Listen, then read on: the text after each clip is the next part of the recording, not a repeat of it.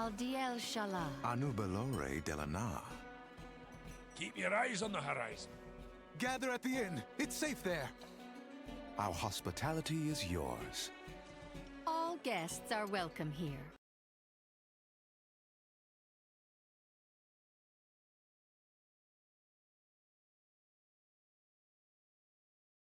Hello, and welcome to the Delvers Inn. I'm Sanila, And I'm Zumanaki. and we're coming to you here from our brand new outfitted orc suite in the Delvers Inn. I've been busy setting up some of the rooms since I got my house to level 7.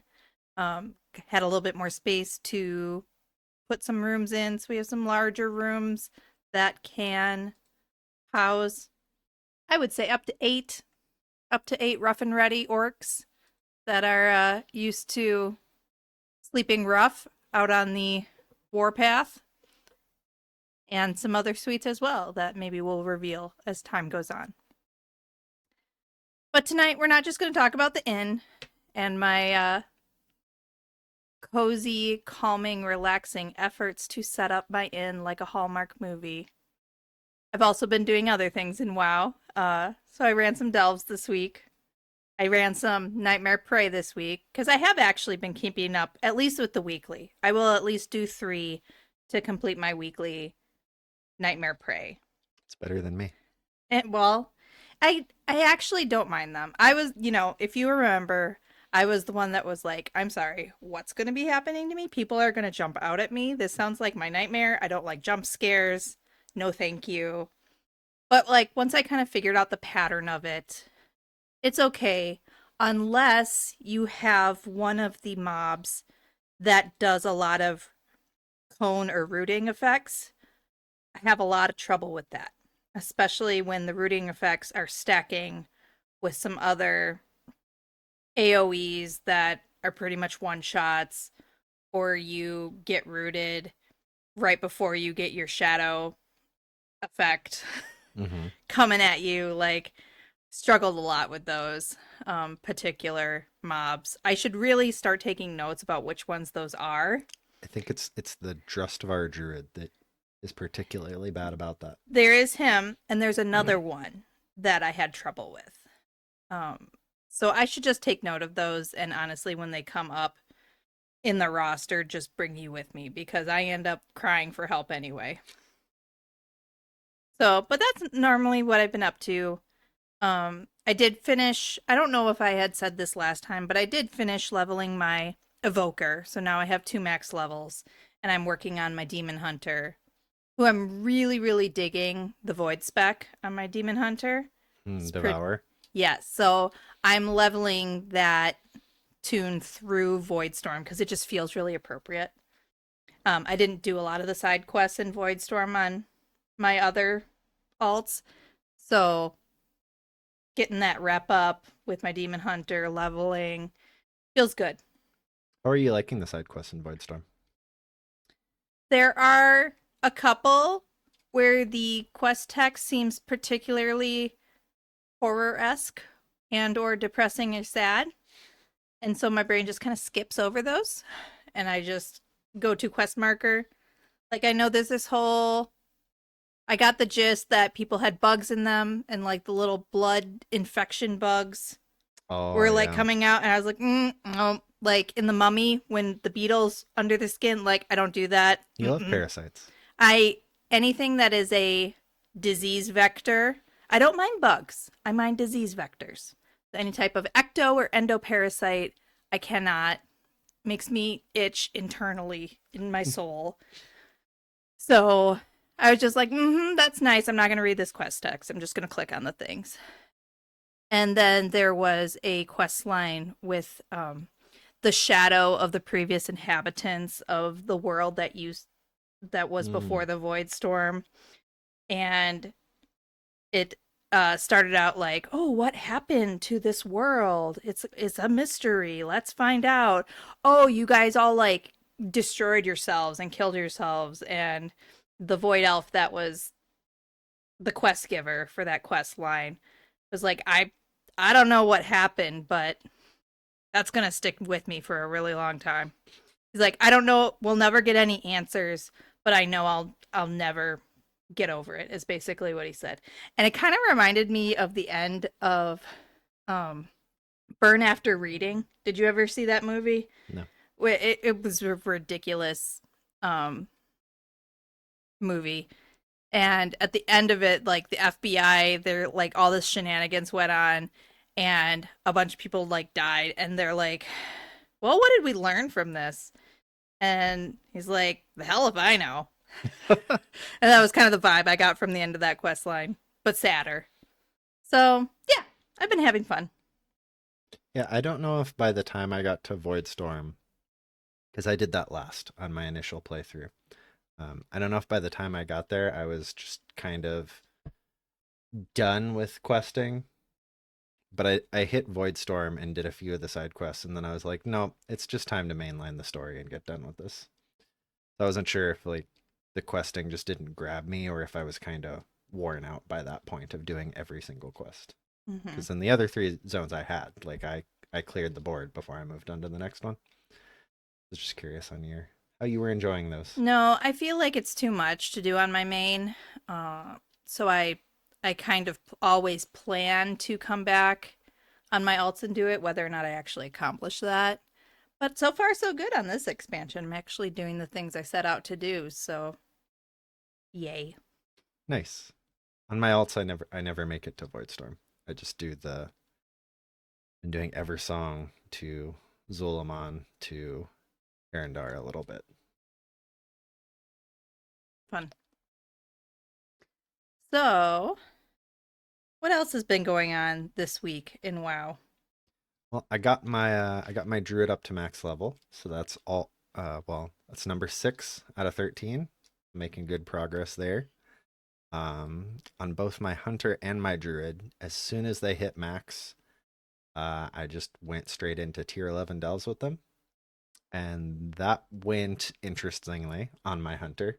I think Valera hates me, because the best way I've found to do it on her, instead of making her a healer like I do on my warlock, and then my like Voidwalker can tank. I am running into the pets are paper thin issue that you were talking about earlier.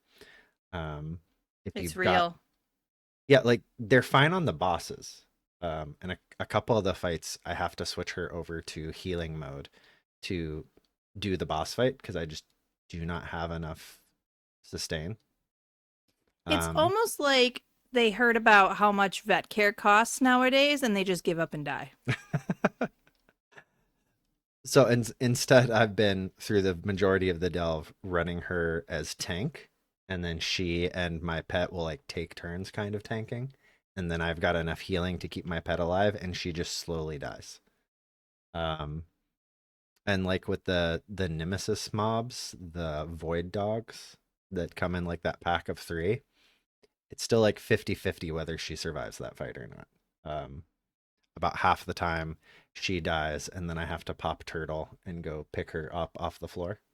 But it's nice that when you get her back from unconsciousness, she's immediately back at 100% health. See, I think that the burrowing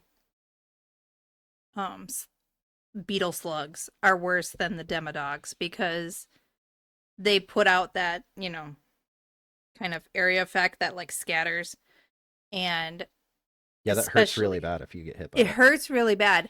And the worst thing is when you find them in kind of an enclosed hallway, like Shadow Enclave or Telemon. Mm-hmm.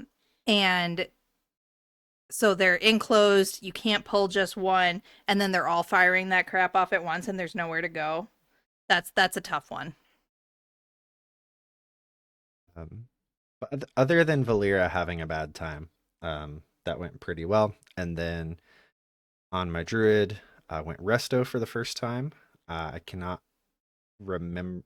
Sorry, for the first time in delves. I cannot remember the last time I played resto on a druid. It's like a decade ago at least. So that's been fun to learn.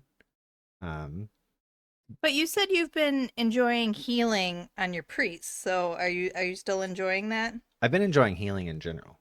So my first character that I went healing on was my shaman, who I really enjoyed healing on in the War Within. And then, yep, I went to try healing on my priest. Tried holy, didn't like that so much. Switched to disc. It's a lot better. Enjoy that a lot. Yep, and so then my druid is my third healer that I've been doing delves on. And we actually did those delves together. Me on my druid and you on your evoker there. First one we didn't go great. Because it was Collegiate Calamity. And Valera just decided she didn't want to be alive. Pulled like 3 mobs, and like I was just spamming every heal and ability that I had, and she still just fell over, and there was like nothing I could do about it. And so at first, initially I thought, okay, I just don't know what I'm doing on Druid. Like that didn't go well. But then we just tried it again, and it went fine. And then a couple times since then in Collegiate Calamity on other healers, like on my shaman and on my priest, at one point in the delve, she'll just fall over and like not do anything. I tried checking to see if her buff that scales every time she levels up had like fallen off or something. Checked if she just decided she wasn't in tank spec anymore. Like, haven't been able to find anything. But then she like dies, and then so usually I die. And then we just run it back and everything's fine again. So there seems to be something weird there with Valera. I haven't noticed it on any other delves than Collegiate Calamity. And it's only when she is in tank spec? Well, I've only noticed it when she's in tank spec. Right, I do have my warrior I run as Prot, so he's in tank spec. But then if she just stops healing, most of the time I don't notice it. Like, my warrior has enough self-sustain. I should probably be running her as DPS on my warrior. But then, I don't know, I actually have to pay attention to try to survive. And I'd rather just not. I'd rather just pull big packs and have, like, the extra healing. In which spec, because I've noticed, you know, we have a few minor quibbles with Valera, right? On the whole, we love her because we don't want them to bring Bran back, right? But, you know, so she has those what you called impotent moments where she just kind of, oh, I'm dead. Bloop. Right, I have no health. I don't do any damage. She tends to get a bit pull happy at times. Do you think I've only noticed that when she's in like healing, that she gets a little pull happy. She's kind of like running around firing off stuff, and then like, where did that pack of mobs come from? Where'd you even find that? Drop it. She does seem better behaved in tank. I haven't noticed her just randomly running off to find things as much. There's one spot in Zul'Aman where she will every time, but there's also not a lot of mobs in that area, so it's not usually a big deal. But you know what I love about Valera is that delete button. The Mandate of Sacred Death Curio. Yeah, which sounds super cool. I really liked in season 3 of The War Within, where it was like half the season that Bran's Hatterang was bugged, and just every once in a while he would delete mobs from the game, or bosses even. Like, they'd just be at like 50-60% health, and then they're on the floor. And that was obviously broken and really powerful, but it was also really fun, I thought. Oh, I just thought they took that away because they got sued by Nintendo for the obvious ripoff of Super Mario Odyssey. For sure. But I'm glad that they added that back to a lesser extent. With the Mandate of Sacred Death, it does seem really powerful still, because how it works is you start off with, at least in the epic version of the Curia, you've got an 8% chance to do 2% of the enemy's life in damage to them. And then every time you gather a resource, so anytime Valeera interacts with a mining node or herbs up a plant or skins something or finds some extra gold to give to you, she gets another stack of that buff. And each stack makes it so that when it triggers, it does 2% more damage. So it maxes out at 5 stacks. So you've got an 8% chance to do 10% of the enemy's health as damage to them, which does work on bosses, which still seems quite powerful. I think it's got to have an internal cooldown, because the bosses don't die that fast. That it would be like 8% chance to lose 10% of their life. But then there's a small chance that the buff doesn't specify, to just instantly kill non-boss enemies. And it's So not super rare. it's not super rare. It seems quite common, which I think is just fun. Like, Yes.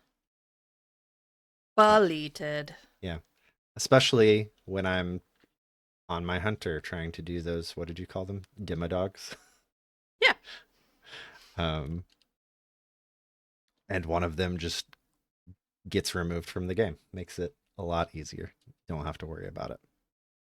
Yeah, big fan of that. Curio. Be sad when season 1 is over and we got to see that go. Yeah, we've also got Stranger Things on the brain because I know they had the series finale earlier this year, late last year. But our eldest child recently got into it, so we're watching it again. Speaking about Valeera, saw a patch note come through saying that Valeera now talks less. Have you noticed that at all? Did you notice her being especially verbose before? I gotta say, I usually am running the game on silent because I'm watching the Great British Bake Off while I'm running Delves. It's cozy, okay? It's cozy and it warms my soul. So I cannot say that I've noticed a huge difference, but I don't. Any amount of talking she does is less than Bran, so it can't have been that bad.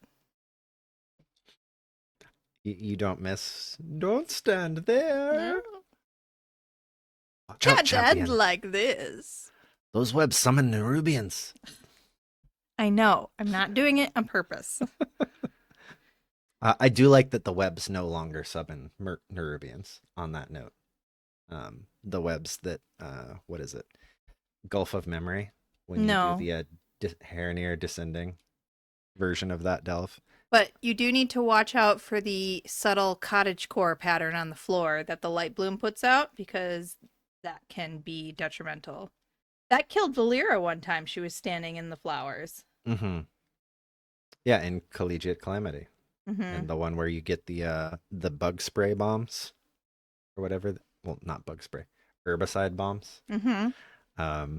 Yeah, those light bloom flowers, the patches that they put out. I think she pulled too much and then just couldn't figure out where to stand.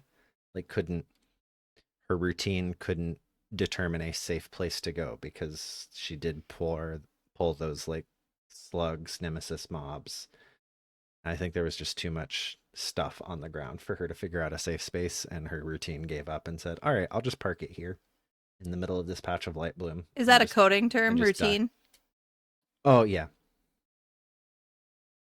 Get her little programmed process. Her modus operandi. Sure.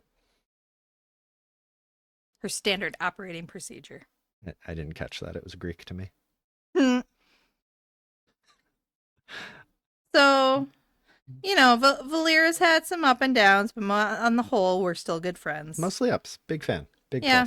plus. Like hanging out with her. I mean, she would be a great roommate because half the time you don't know she's there. She's just like sneaking off into corners, just about her business. Very Well- demure. And then when I notice she's not there, I'm like, hello, tank? What's going on? I hate when I'm like, pull a mob. Why am I fighting this by myself? You pulled something way over there. Yeah, or she's like in the middle of a mining animation that still hasn't finished and like stopped slow walking with me, and I just didn't notice because she's invisible all the time. However, even in Healing Spec, if she's like off fighting something on her own, she'll actually kill it. Hmm. Versus Bran, who was basically crowd control, where he would just like hold a mob elsewhere, but never like you would have to get to it eventually because he was never gonna kill anything on his own. Whereas like I'm like, oh crap, you're over here by yourself. Let me come. Oh, you got it. You just okay, great. No, she's quite powerful, especially when you get her leveled up. Which I got her to 60 this week, so check that off the to-do list. Max level for Valera. There's a to-do list. Can you share it with No, me? I don't. It's not a real thing. It's a turn of hers. I wish I had a real to-do list that I could keep up with and actually manage. The only thing that's annoying is that when she's, grabbing random combat, she cock blocks me just as much as you do when I'm trying to pick up the little boon shrooms. Boon shrooms. Yeah. I forgot I coined that this week. Well, because they you go ahead. The curiosities, the mislaid curiosities, right? Sometimes they're bags, sometimes they're barrels, but in Grudge Pit, which is the best delve, they are little mushrooms, and they give you boons, which actually makes them worth picking up, but you can't pick them up while you're in combat. So as a hunter, like, if there's some weird buggy crap going on, I can just feign death and pick up my little boon shroom. But when I'm running it with my husband and he just isn't paying attention, I'm like, oh, look, a lovely little, and he pulled something. So I like stand there and like tap my foot. And he finishes. It's like, okay, can I grab it? Pulled something else. Right. And Valyra will occasionally do that, but honestly, you're worse. I am. Well, especially one time I watched it happen. I watched me do it. I ran over to the curiosity. I looted it. You were behind me. So you like ran up a few seconds after I finished looting it to start loot, and then I pulled something. I saw it happen. Mm-hmm. I'm sorry. I love that Blizz added a permanent incentive to continue looting those. Because like in the War Within, I would be really adamant about finding them and making sure I looted everyone I saw right up until Bran was maxed out in experience. Because after that, what are you going to get? Like 2 resonance crystals? I don't care about that. It's You can buy decor with that. yeah, not 2 of them. I can buy decor with like 150 of them. Every little bit counts. No, I'm not going to take the time to loot a thing to get 2 of them. Which is shocking, because usually in games you loot everything. Yeah, and I never use any of it. I just end up with full inventories at the very end. You're like Carl, just like everything in the room. Loot, loot, loot. No, at least Carl uses it. Yeah, Carl loots the whole dungeon, but he uses it. I just have it, which is not good to anybody. But I like that they've given a incentive to continue to loot those even after Valyra's at max level, because the boons are quite nice. Going back to Grudge Pit, Okay. and further evidence for why it is the best delve of all time. The other day, I finally noticed the little snarky remarks around the heated hecklers that you can. It's the storyline. I forget what the actual storyline is, but the objective when you enter the delve is beat stuff up. Already off to a great start. Just beat stuff up. And in the stands, there are the red tagged mob that are the heated hecklers. And you beat them up as directed. Mm-hmm. And the Fungarians around them have to just make snide little remarks after you kill them. The ones that I heard were, that shut Shroom up. That what heckler get? Shoulda watched mouth. And my personal favorite, talk smack, get whacked. It's just so good. It's so good. And I love it. Okay. I've never been into like wrestling, boxing, any of that type of stuff. But could you imagine one of the fighters like crawling out of the ring, going down into the stands, and just like punching a guy in the face and everybody like cheering and being like, yeah, serves him right. I mean, this is a fantasy game, right? We get to live out stuff that we wish could happen in real life sometimes. But yeah, so good. I just love that they're little cute little mushroom guys and they're all like, WWF for Fungarians. You think they're cute. I think they're terrifying. And I think that's some evidence for my vote, which probably comes from some of that weird fiction that I was reading for a while. I mean, so we never really got into The Last of Us, which we totally should, but maybe I would have a different view on it if Yeah. we had gotten really into The Last of Us. But Mhm. hey, to fear the fungi, first of all, they're just a bunch of fun guys. Yeah, Second okay, of but- all, okay. fear the natural cycle of nature, which is a renew, regrowth, and decay. Yeah, but fungi are weird in and of them. They're not Yes. plants. They're not animals. They're this weird other thing that is just strange and unnatural. And we actually, it's like science has no idea how they work. Like, we kind of know what they do, but we have no idea how they actually work. And like, it sounds weird because it's like, surely by now, science would have discovered the mystery. No, they're like talking to each other somehow. We have no clue.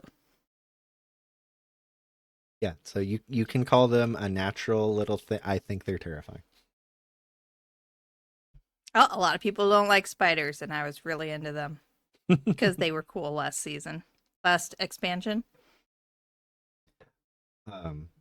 But circling back to the boon shrooms real quick, I agree that we should definitely be able to loot them in combat. I'm not sure what purpose not being able to gives, but like on my Resto Shaman, I have an ability that puts a healing circle on the ground, and it lasts like 12 seconds, and as long as that's up, I'm in combat, even if everything else is dead. And like I can dismiss that totem manually, but then it's still a few seconds before I'm out of combat again. So it's like I'm just standing around waiting to be allowed to loot this thing for no reason. Yeah. Let us loot in combat, please. No one's listening. No, that's No fine. one Nope. cares. about Nobody what we listens to me want. talk in real life either. Oh, I don't expect that talking about video games on the internet, anyone's listening to me either. It's fine. yeah. No big deal. Talking about being ignored, I thought this was quite rude. We talked about Zoran last time, the wonderful ethereal friend who now in Midnight will eventually just sell you heroic track gear, right? Mm-hmm. I discovered that it's possible to walk up to him at the end of the delve and him just not have anything for you. And by not have anything for you, like he doesn't literally have a blank store. He does have a blank store by default. If you go up and change it to filter not based on your class, which is the default, to show like warlock items or hunter items. If you change it to all, then it will show you what's actually in his inventory on offer. But it's possible that any of the things that he's offering cannot be used by your class and or spec. So like maybe you're a hunter and he's selling a shield, a healing trinket, and a bow. And then Everything's a hunter weapon. by everything, even the shield, like Captain America says you can use it as a weapon. It's an old meme, but it checks out. Yeah, so it's possible to Any run. more nerd references you want to cram into that one No, reference? that's fine. I understood that reference. It's Oh. possible to run up to him and him just not have anything for you. And I think that's really sad. Hmm. It feels a little bad. I mean, I haven't even gotten far enough in my Delver's journey that he's offering me hero class gear yet, so I'm not super broken up about it. It's fine. Do you want to segue into that conversation then? Chimpanzee, why not a sec? So I remember what was I talking about with the Delver's Journey process this week? Where So I was like, it's not fair because you've got right. I was talking infinite alts. right. I was talking about all the things that I had unlocked by maxing out the Delver's Journey, which I was only able to do so quickly. Because yep, I have a bunch of alts, and the majority of the progress you get towards the Delver's Journey is by opening up the bountiful chests at the end of Bountiful Delves. So you're limited to opening up 4 of those a day per character. But if you have a lot of alts, then you can do 4 for each of your alt every single day and get that giant swath of experience for advancing your journey. If you're out of Bountiful Delves, you can do it and you still get experience, but it's not as punishing, but it's kind of a similar situation with just continuing to do Prey, where like the first 4 give you 1,000 experience, and then after that you're only getting 50. When you're not getting that big hit of here's 300 experience for opening the bountiful chest, it's like, well, here's like 100 for beating the delve. Mm-hmm.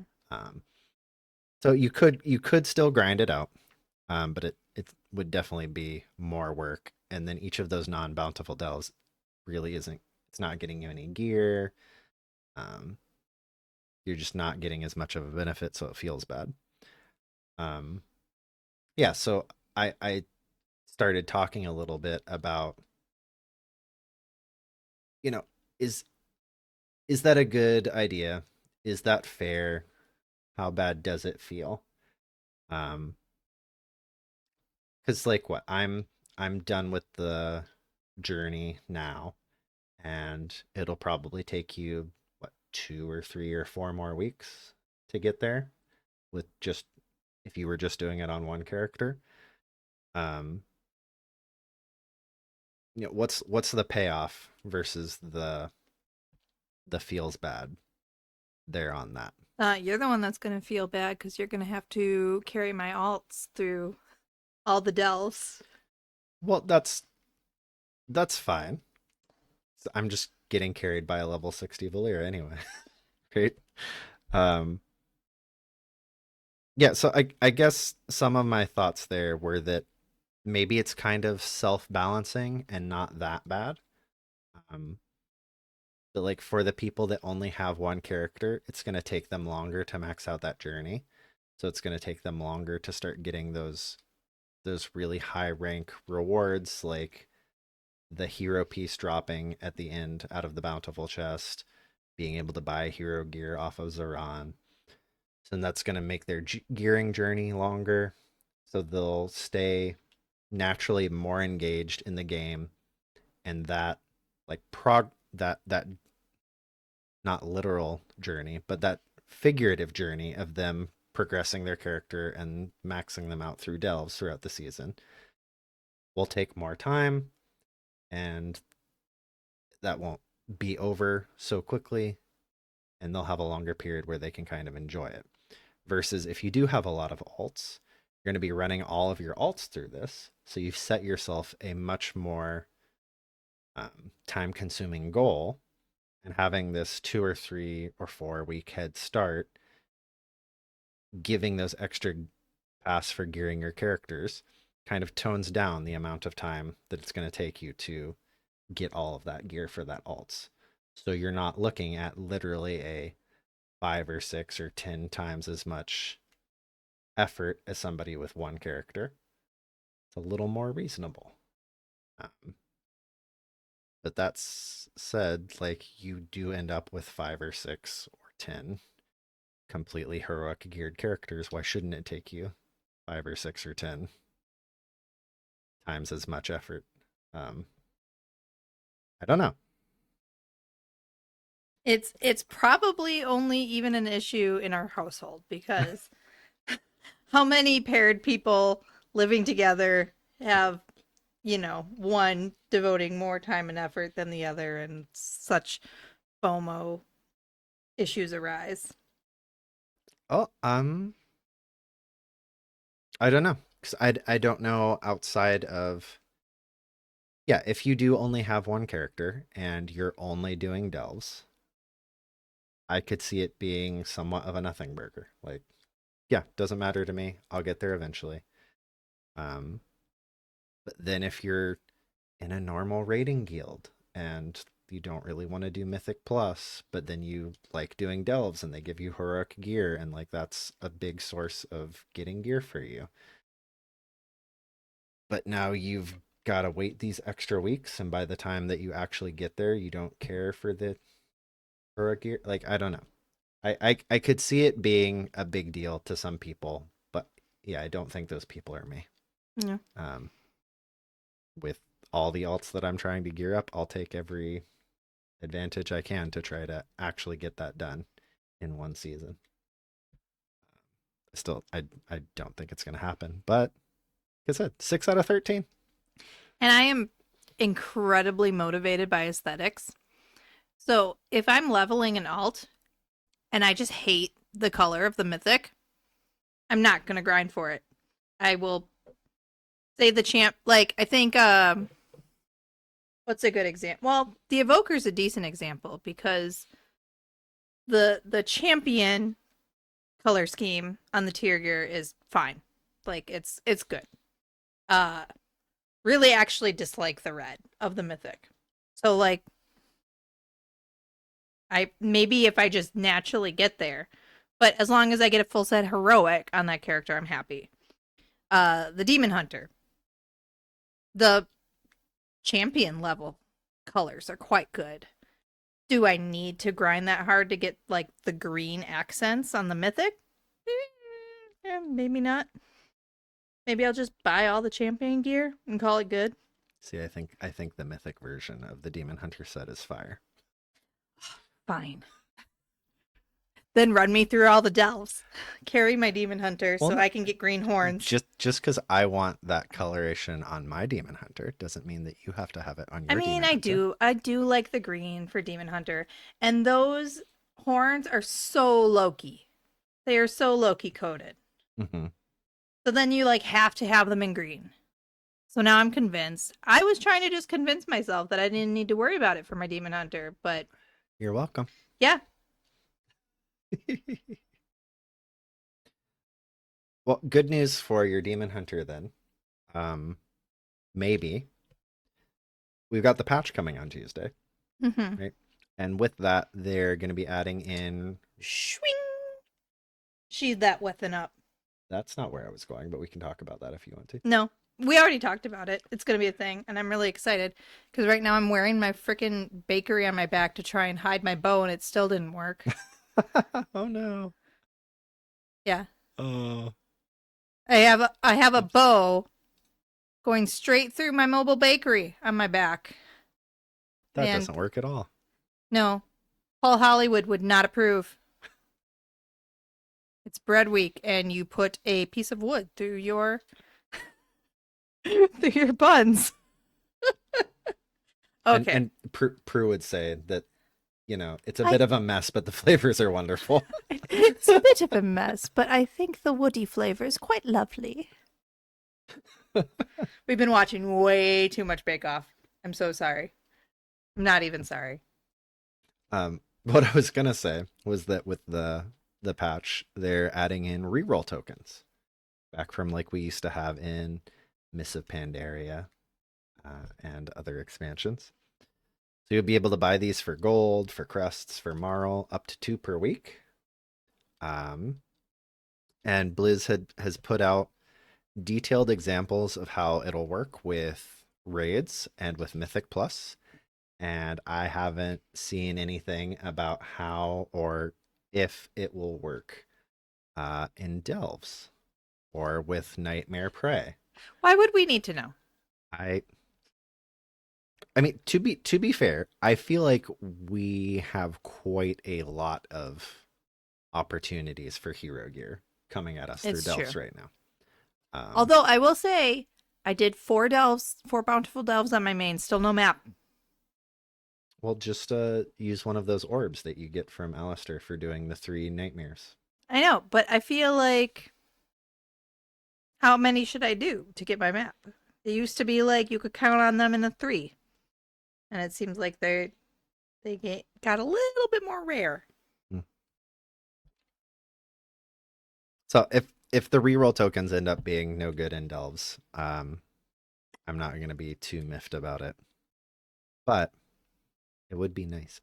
I could see them making reroll tokens be account wide, kind of like the keys that you can buy 2 per week are.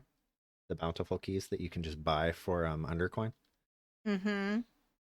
Right, you can buy 2 of them, but it's for your entire account. It's not per character, which I always thought was strange. But I could see them doing. I mean, it's limited per account, but if I buy it on my hunter, can I use it on my No, evoker? No. Okay, so it's just available to buy, but it's limited per account. Yes. And I could see reroll tokens working the same way. Yeah. I don't know if they will. I can't be bothered to go on the PTR to figure it out.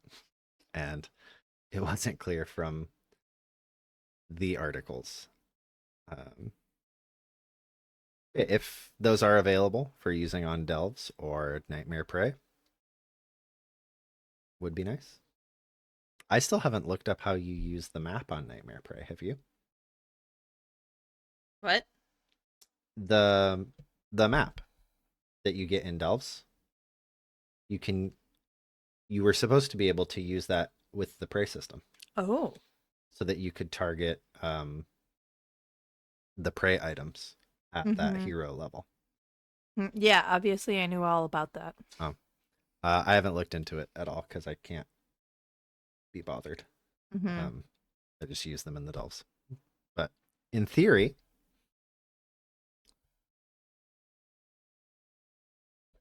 we'll have to see how that turns out on Tuesday. Fun. Yeah. So what lore things have been going on? To be fair, last time we talked, you had promised me a Sylvanas theory. It wasn't a Sylvanas theory. It was like a batty, not baddie, theory about what is going on with reality and what's broken with the Shadowlands. Yes, that was it. Do you want to get into that, or do you want to get into more solid lore? 4K, no Los Dos. Because we have 14 minutes remaining. It's fine. Okay. Let's get into the more solid lore then, and we'll find out. So this week's been kind of busy for us. Between lots of real life stuff just going on and also lots of weather going on, meaning that instead of playing WoW, we get to huddle in the basement. Yeah, sorry about last night. Tornadoes. Woo woo. So I haven't done a ton of delves this week, but what I did do was try to catch up on some of like the weekly stuff. So I did actually do some praise, enough to get my Prey Hearthstone. And I did my weekly Heronir quest that I've been trying to keep up with on my main. And I hit the final breakpoint to unlock the last bit of like story in that. And it was leading up to like this big kind of lore payoff, and all this stuff about like, once you know, it can't be unknown. Are you sure you want to like know the secret of the goddess? I'm like, ooh, that sounds really interesting. Yes, I want to know. Let's find out. What is this? And so then I get there and it didn't really have a payoff for me. I felt like I kind of knew all this already. So I guess spoilers for the Heronir World Quest lore dump. Maybe skip forward or just it's the end of the podcast. We'll see you next week. But if you don't care, or if you also feel like you know what's going on and aren't afraid of a nothing burger, small recap of things we learned in the leveling zone of Harendir and also the earlier parts of the quest line. Alnhara used to be in that big tangle of roots in the sky of Harendir that they call the Cradle. We learn that a powerful force from outside this world ripped her away. That the voice that the Harendir hear in the Rift of Aln is the remnants of her scream, and the creatures down there, her nightmares and terror from being ripped out of her home kind of violently. And the whole thing ends with Orwenna swearing to rally her new allies that she's made up on the surface.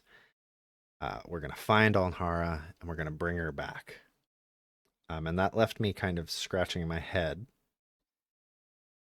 I don't know about you. I feel pretty comfortable that Alnhara is the world soul of Azeroth. Yes. Okay. Yeah, that seems pretty concrete. And that the world soul of Azeroth is contained deep under the ground in some Titan device / facility for its safekeeping and nurturing and protected growth. Yeah, I wasn't like as set on that, I think, as you were, because we still know so very little about what the world soul is. But clearly, what we learned from the War Within, which it seemed like all of the secrets in the War Within were also nothing burgers. So maybe, like, originally I felt like this Harenir storyline was supposed to be in War Within, and then they moved it. Mm-hmm. So maybe it would have made. I mean, that's a theory. yeah, I've heard people say all of Harendar was supposed to be in the World Within. Yeah. Which, you know, maybe it would have made more sense together. But yeah, you definitely got the feeling that all of the Earthen were supposed to be caring for the world soul, and then like their process got disrupted. Right, by her. Mm-hmm. Right, you had these heroes of the Earthen that they mistook Magni for one, right? His diamond self was a Thragar, they Mm-hmm. called him. And that these Thragar were being called by Azeroth, the world soul of Azeroth, down into the depths. And then, like, that's what started the Titans mind wiping all of them, because they found out that if they regularly mind wiped them, they were less susceptible to these overriding directives coming from Azeroth and drawing them down there to her. Uh-oh, Titans are bad now. Yeah, well, it seems like 2 + 2 is 4 here, and that, yeah, the Titans came and they ripped the world soul out of the cradle and put it in their sterile little box to help her. I mean, I people are like, "Oh, the Titans are bad now." And I'm like, we've gone along with some pretty shady stuff throughout our career in Azeroth, right? Like, we haven't always made the most ethical choices. Like, murder is condoned as long as a quest giver told you to do it, right? So Doubly condoned if that quest giver was Sylvanas. Oh, yes. No. She can do no wrong. But then, I don't know if the Titans are even, like, yeah, they did this and they did that, and they, made the dragon eggs they genetically engineered them to be more Titan-y with their order magic. Are they really bad? Like, what are they doing bad, or are they just following a corporate process? They're just making things more efficient. And wait, your argument for the Titans aren't that evil after all is by drawing an analogy to corporate America? That's what I'm saying. Like, lots of people go along with corporate America because we get paid. See, I'm just stuck on, like, the Titans are evil now. Me in a space suit, like, staring at the world from orbit, and Irenicus just behind me with the world soul being like, always were. But, like, also, if that is kind of where the story team is going, that would be really, really funny based on, like, the Microsoft acquisition. I Like, they're not really evil. They're just corporate. And, sometimes corporations just do things. And you kind of just go along with it because you like paychecks. I so it definitely does seem like gearing up for hints that we might be gearing up for, oh, the Titans are evil. I'm very interested to see how that would play out because, okay, if the Titans are evil, then we want to stop them. How do we stop them? Well, we're a bunch of all-powerful murder hobos, so we stop things by killing them. Okay, so we're going to kill the Titans. Wait, hold on. I feel like that was somebody else's plan Ah. 2 expansions ago. That You know- sounds awfully familiar. Are we going to team up with another baddie? Sometimes we achieve the same end by different means. Sometimes we fix the Shadowlands after Sylvanas tried to and got spanked for it, but then we do the exact same thing that she was trying to accomplish. You're talking about putting the soul of Pelagos in the Arbiter? Yeah. Okay. And whatever the Titans are about, at least they're on their way out because the next expansion there will only be one left. Are we gonna be? Is his name Aranicus? Did I get that wrong? I have no idea. Um, Tolkien Pantheon? Sure. Let's talk about that. I can probably contribute. Titan Pantheon? I don't. Stony Primal Dragon Man, whatever his name is. I felt so confident saying Aranicus, but now that I've said it, it doesn't sound no, right. no. Yes, the Okay. Iridicron. Iridicron. Who is Aranicus then? I don't know. Is that what the kids named the newest dinosaur Stuffy? Oh, Aranicus is the green dragon, who's dead in Sunken Temple. Wow. I haven't been to Sunken Temple in You could 2 be decades. a random name I generator. could. Okay, sorry, Iridicron. Are we just gonna be like in a confrontational race against Iridicron to kill the Titans first? Like, No, where is we're this going going? to spank Iridicron for being mean to us and doing things in a way that we did not condone. And then we're going to do the exact same thing that he set out to do. That's how it goes. okay, I guess that's better than us deciding, oh, well, we need to ally with Iridicron right after we allied with Xalatath, and then that worked out really well for us. And Mhm, Xalatath and mhm. Iridicron are also allies. I feel like we really wouldn't have learned a lesson there. Speaking of allies, people are real mad about the elves. Oh no, it's the Oh? Disney well. The Disney well. Yeah. And I'm like, wait, where? Is there a lightning lane for that? Can I get lightning passes to the Disney well? I am in. I am in for the Disney well. What makes it a Disney well? Why are people upset Just about because everybody kumbaya'd and all did it together, and I guess people are mad that the elves are all friends now, even though they have thousands and thousands of years of history of fighting each other. Are they friends now? It's definitely a truce, right? But they Yeah. literally said out loud, we will never forgive this one thing that happened. We will never forgive that other thing that you did. I will never forget when you threw all of us out of Dalaran. Yeah, and the pact that Verisa and Aethys signed, it definitely didn't say we're best friends now. It said we realize that in times of world-ending disaster, there are things more important than continuing to kill each other. It's like we can fight when the world's not ending. We continue to be upset about that and want to kill each other then. But if the world is ending, let's put that on pause and deal with the world ending, and then we can get back to fighting each other. Like, letting wasn't them even- into Silvermoon and letting them have their own space in Silvermoon does kind of feel permanent. does the Silver Covenant have their own space in Silvermoon? I knew the Void Elves did. I mean, Like Ramath gave them their lab back, and that's going to be used as like a outreach center for them. I kind of felt like with Farisa bringing the artifacts back, and then one of the artifacts was actually a part of the The Donwell. Donwell. I felt like that was them being permanently welcomed back into the city. I mean, welcome is a strong word, but they were allowed back in the city, and there wasn't a time limit put on it.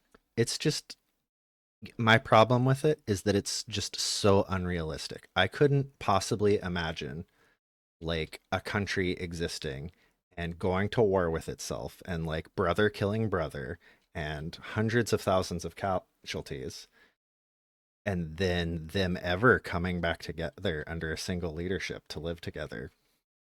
That has never happened in the entire history of humans. I mean, we're cool with Germany now. We're cool. The North and the South are cool with each other in America. Like, Right. it happens all the time. Like, sometimes it even happens within a generation. Like, yeah, it's much easier when it happens over several generations, right? So you have those next kids who never really grew up firsthand experiencing all of that sometimes manufactured hate towards the other and the fear of war and strife and whatever. It's much easier to naturally recover over time like that. And that's not so much a thing with the elves because of their really long lives, but sometimes it does happen within a generation that like we come back together and not forgive each other, but tolerate each other enough to move on, which I think is what's happening here. I mean, Barisa gave Sylvanas a hug. And Sylvanas, like, definitely wanted to kill her and her children. So, Before, not right now. not right now, but, like, there was that whole subplot where, like, oh, I really want my sister to hang out with me. Well, obviously, the only way for us to do that is if we're both dead. So, I obviously should murder her and her children and just, like, res her so we can all hang out. Yeah, I got nothing for that. No, like, not infrequently did Sylvanas plot to murder her sisters. But they're cool now. We're cool now. Kind of. Are she and Ilaria cool now? I don't know that they've seen each other yet because Illyria was lost by the time Sylvanas showed up again. Right. And Illyria didn't want to go to the Shadowlands to visit her. She's like, nah, Eretor, you got that. I mean, you know, she's your favorite auntie. You can handle it. She'll be nice to you. Yeah, I'm not sure if Sylvanas and Illyria are cool with each other.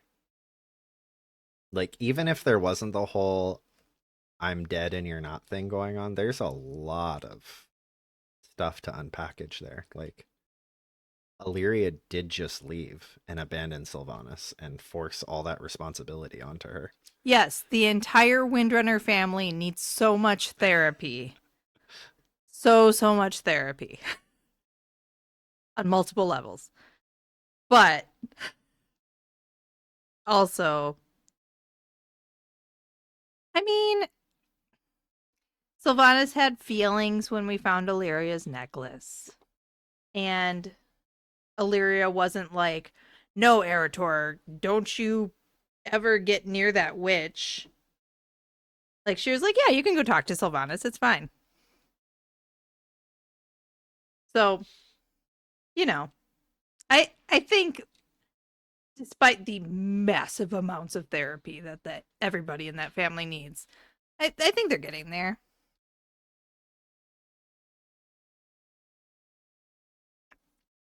I assume that we'll see. Illyria is not dead, and Sylvanas is coming back. Since I cleverly brought it back around to Sylvanas, tell me about the Shadowlands. Okay, so it doesn't have anything to do with Sylvanas, and it's not a very well thought out theory. But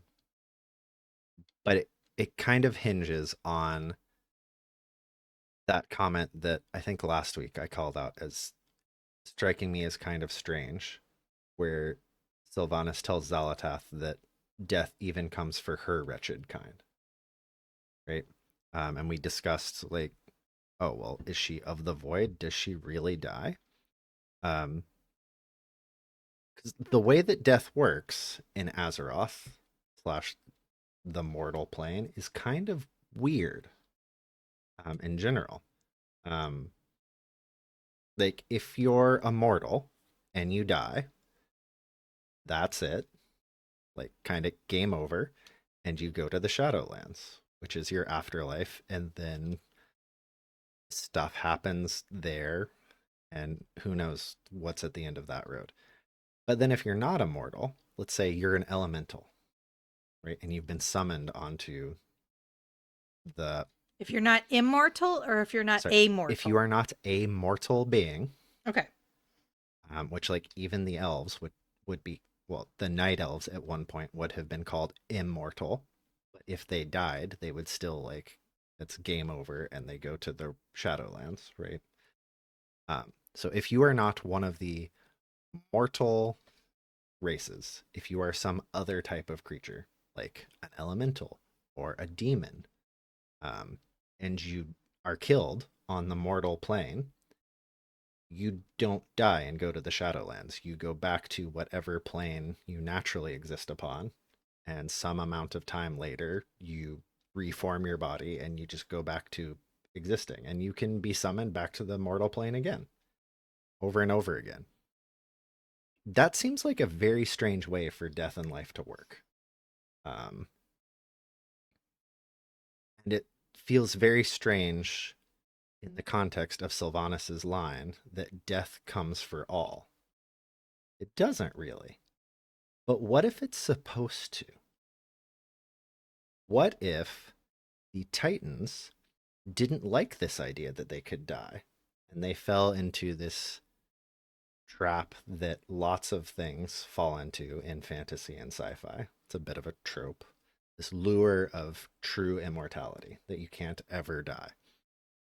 And so they built and constructed all of these weird little subdivisions of reality in which death can't get to them and can't get to other things.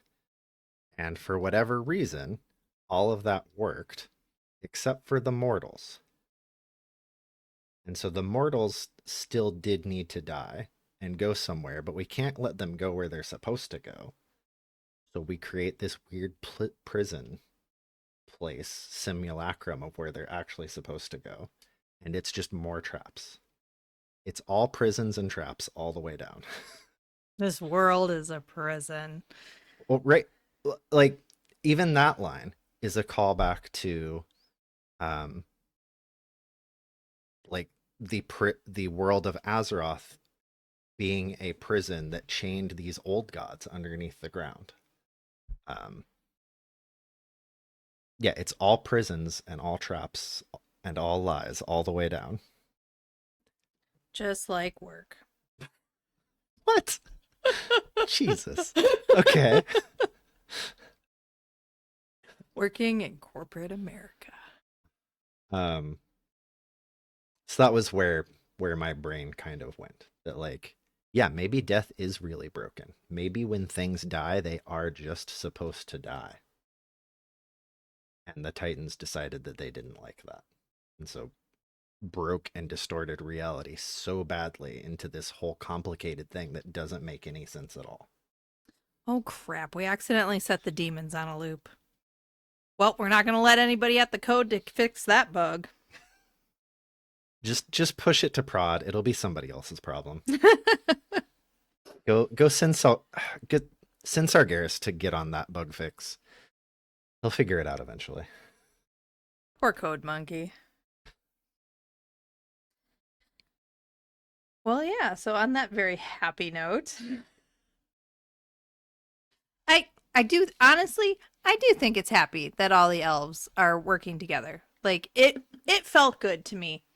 And if that makes me a Disney adult, I'm not going to argue with you because there's enough hate and stuff in the world that I like the moments in WoW that give me a fuzzy good feeling. I feel like those are worthwhile.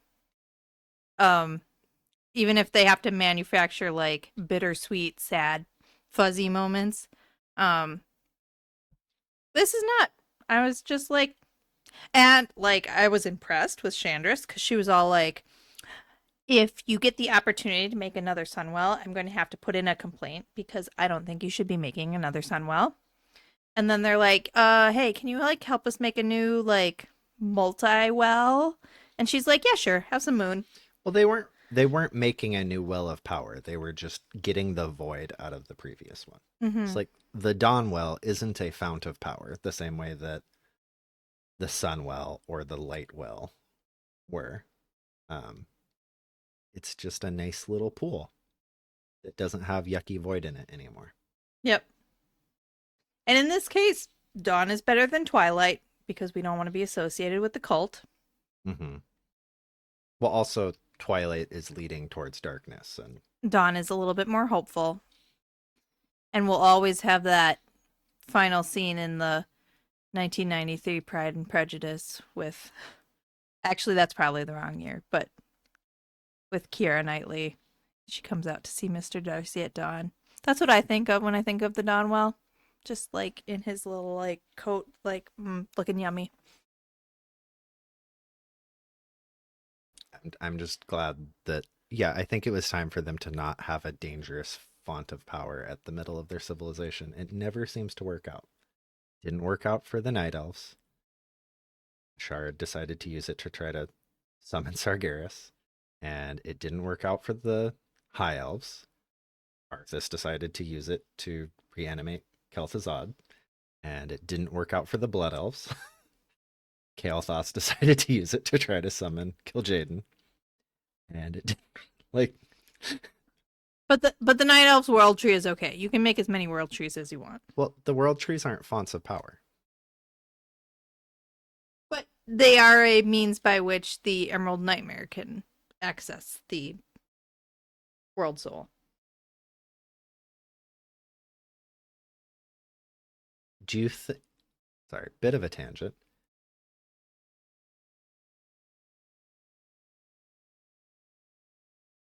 I talked about how the Rift of Alm in Harndar was filled with these creatures, which were literally the remnants of, like, the nightmares and terrors of the world soul of Azeroth.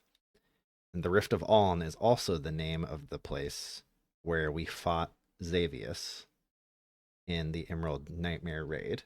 Mm-hmm. And it's this part of the Emerald Dream that is, like, all dark and easily corrupted by the void.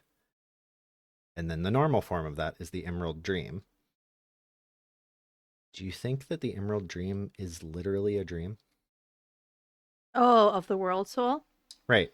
I've always thought of it as like this kind of parallel world existing just out of phase with normal Azeroth, and is like a vision of primordial Azeroth just under the effects of like the wild, the natural forces. Like, what if, unaffected by mortals and civilization and whatever else. I remember a long time ago theories of it being that like Freya made it as kind of this almost backup copy of Azeroth, Right. In case the world ever had to be like re-originated. That you'd have this backup copy to kind of reboot the hard drive after you defragged the whole thing. Well, and I mean, like, I'm ragging on the world trees, but there are, the safe, like, making world trees the right way involves the aspects. Like, the only time that the world souls or the world trees have been, like, sanctioned. Well, Hyjal was, but not the other ones. No, the new one that they made on the Dragon Isles. Oh, yeah. Okay. That is now the new one that's been sanctioned by the aspects, who were given their power by... Remind me? Some bloke in a funny hat. But it's order magic, right? So... Yeah, sorry. Azeroth, and it's not order magic. Was it Nozdormu who commented that it wasn't the Titan's touch? So the aspect power, or the fact that they're dragons and not proto-drakes? The aspect's new power, which came from Azeroth, Oh, yes. was not the same power that originally was granted to them by the Titans. It was a different type of power. So the new world tree is actually the best world tree. It's empowered directly. Well, sorry, not directly. The opposite. It is powered indirectly by Azeroth herself. She's probably sick of like her roots getting messed up.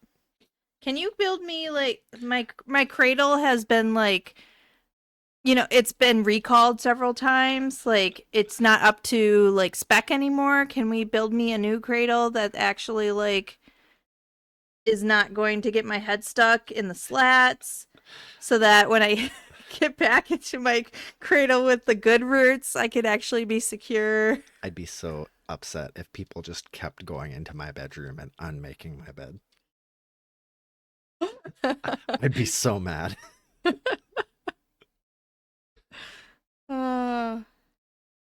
Who put this heating pad here? It's way too hot. Because the roots are on fire. Oh, okay. Yep, gotcha. Just some of them. Yeah.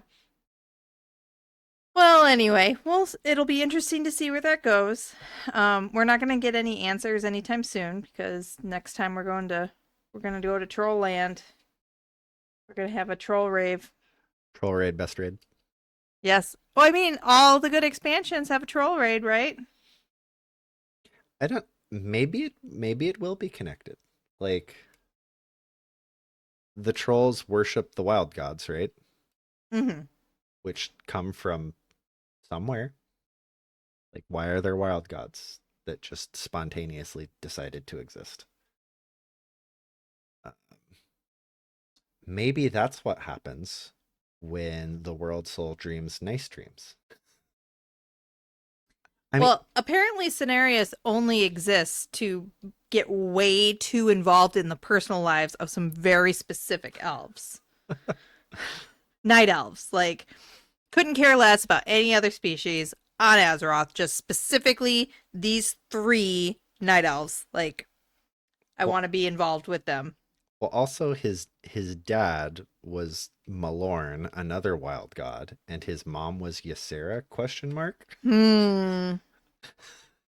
There's some Zeus level stuff going on there. I mean, she can shapeshift, right?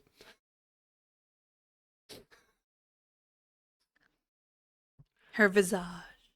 Yeah. But yeah, there was some commentary in the Herondir quest line because it all kind of culminates. The final thing it asks you to do is go kill Chimeras, the boss in like the one boss raid. You know how women have really crazy dreams in pregnancy? Mm-hmm. Maybe she just had a really crazy emerald pregnancy dream.